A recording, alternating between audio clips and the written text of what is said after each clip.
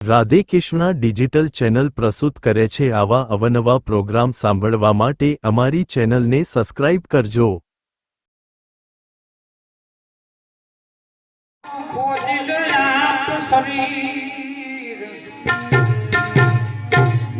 પાંચ ઇન્દ્રિયો જ્યારે વશ કરી લ્યો તો તમે જ પોતે કબીર। પણ કબીર કહે કમાલ को दो बात की सीख में करी ले साहेबनी बंदगी भूखे को कुछ दे। ए राम भजन मातु हाल्या रे परवणिया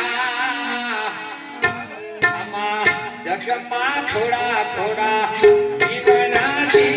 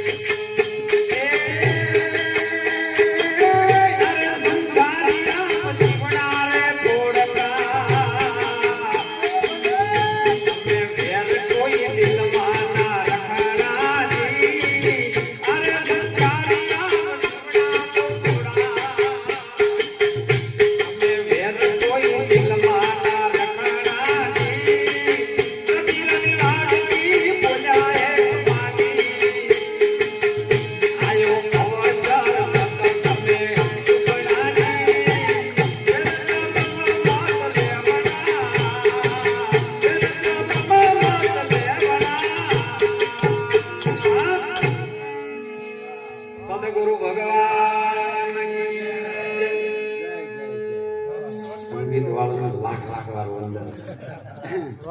કારણ કે આ તો બધું ધારામાં આવે તો કોક આનંદ થાય. એટલે ખૂબ આજનું ભજન, આજનો યોગ આવા સંતોના વચ્ચે આપણને એમના દર્શનનો લાભ મળ્યો. કકુબાના પરિવારે, અમારા કોંતીલાલના પરિવારે બધું સાથે મળી સાથ સહકારથી આવા સંતોના આપણને દર્શનનો લાભ અપાવ્યો. પરિવારને ખૂબ ગુરુ મહારાજ સુખી રાખે, જીવનની અંદર ખૂબ બઢતી કરે, ખૂબ ગુરુની કૃપા, દેવી દેવતાઓની કૃપા ઉતરે, એ જ અંતરના ભાવ સાથે સૌના ચરણમાં વંદન કરી વાણીને વિરામ કરીએ.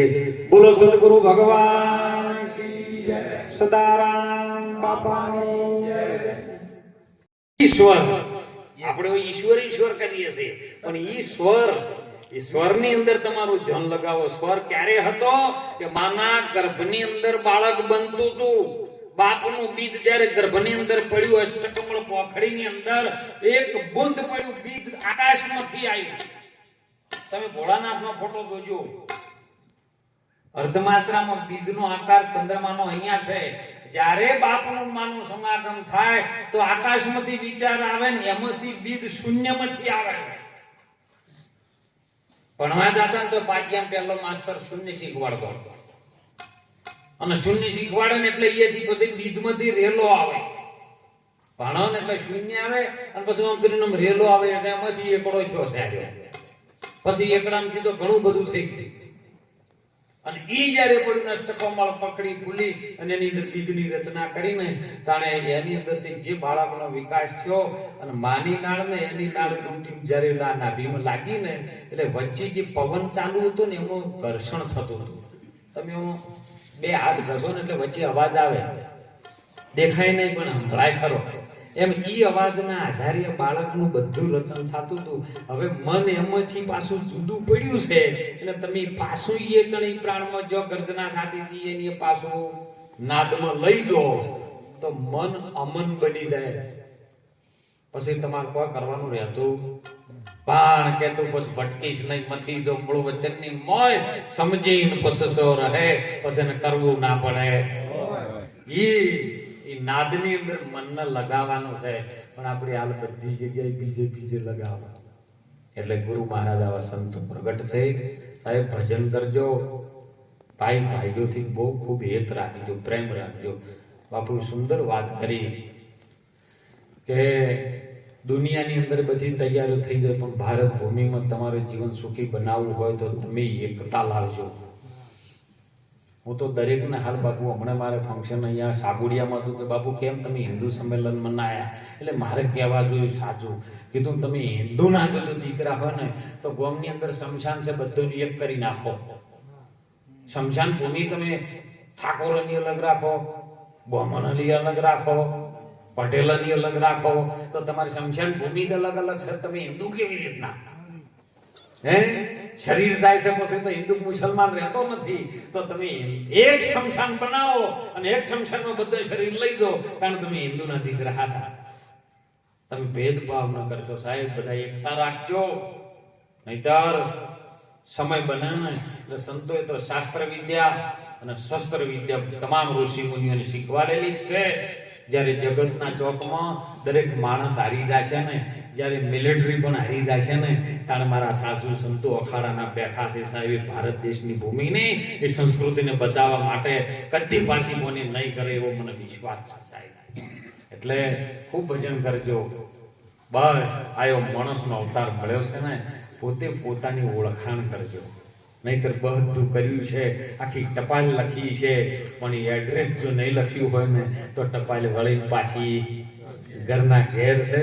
એટલે આજનો અવસર કે ગોવાની ધરતીમાં સુંદર આવા સંતોની વચ્ચે આપણને જે દર્શનનો લાભ મળ્યો, એ પરિવારે એ કોંતીલાલના અમે તો જો 26 વર્ષ પહેલા એના કારખાના મીઠા ગયેલા. એ વખતનો સમય આખો અલગ હતો અને ખૂબ પ્રેમ હતો એ વખતે સાહેબ. ભગવાનના નામમાં ગોદાડો પાછી બોની એમને કરી નથી. જય ગુરુ. એટલે જો જેની પાછળ સાહેબ દયા હોય ને એની પાછળ ભજન થાય ને થાય એટલે ખૂબ જીવનને જીવજો. માણસનો અવતાર ફરી નહીં મળે સાહેબ. ખૂબ જીવનની અંદર આપણા મનુષ્ય અવતારને સફળ બનાવવાનું કાર્ય આપણા હાથમાં છે અને આપણે આ કર્યા સિવાય બીજું કોઈ નથી થાય એવું. જેસલ જાડેજાને તોરલે કીધું કે જાડેજા પોતાના પુણ્ય વિના કદી પાર નહીં પડો. જેટલું તમારા હાથમાં છે ને એટલું જ તમારા સાથે આવવાનું છે.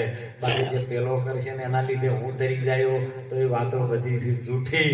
અને એટલે સંતોએ કીધું હો મારો અબજીરમ કે વાણી બોલો પછી વિરામ કરી.